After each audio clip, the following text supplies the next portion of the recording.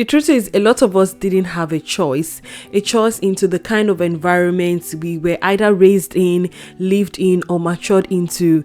You're so blessed if you have lived and matured into a happy, nourishing, and thriving environment, because it takes you 5 steps ahead of people who did not have that leverage that you had. So today, let's talk about the simple steps that you can take to create a thriving environment for yourself, even if you did not have that all along. Before I talk about those steps, I want to ask a question, and I would like for you to leave your thoughts in the comments.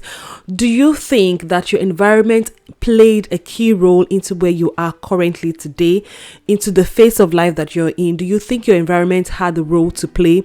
I think my environment did influence my choices and even the vision that I have right now. The first thing I would say is to focus on where you want to be daily. You wake up every day and you fix your gaze on who you want to be and where you want to be, even if that's not where you are right now, because we know that whatever you focus on expands. Imagine you want to start a business and you keep focusing on the lack of capital instead of focusing on how you can make that business work when you have the capital, or other areas, other things that you can do, leverage just to start that business. How can I start it small? How can I move forward right now? Just focus on where you want to be first and keep focusing on it daily, so that expands and you begin to see more of where you want to be and less of where you are right now. Another thing I would suggest is to do something daily about where you want to be. I'm assuming now you already understand the components in your seed,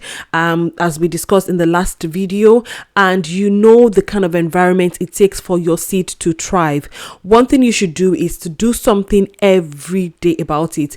Take 15 minutes every day away from the pressure, the busyness, the frustration in your current environment. Take 15 minutes every day to just take your mind off it and focus on something that you can do.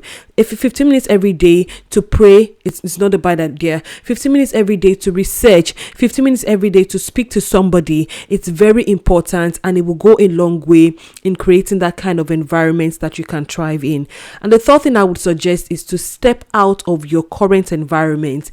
This is one of the things that I highlighted in my ebook about the mistakes I made growing up as a young girl. I just thought about, my focus was just on the environment that I was in and the manual, the blueprint to stepping out of poverty and into that freedom that I wanted. I did not step outside of my environment. So step outside of your environment. You don't have to find answers to your questions in your environment alone. Step out. If you live in a particular location and this is the way they do things, how about other locations? Check the way they do things. A lot of things that are happening now is because someone somewhere in another part of the world did it and it became a thing. So step out of your environment, immediate environment, for answers to your questions.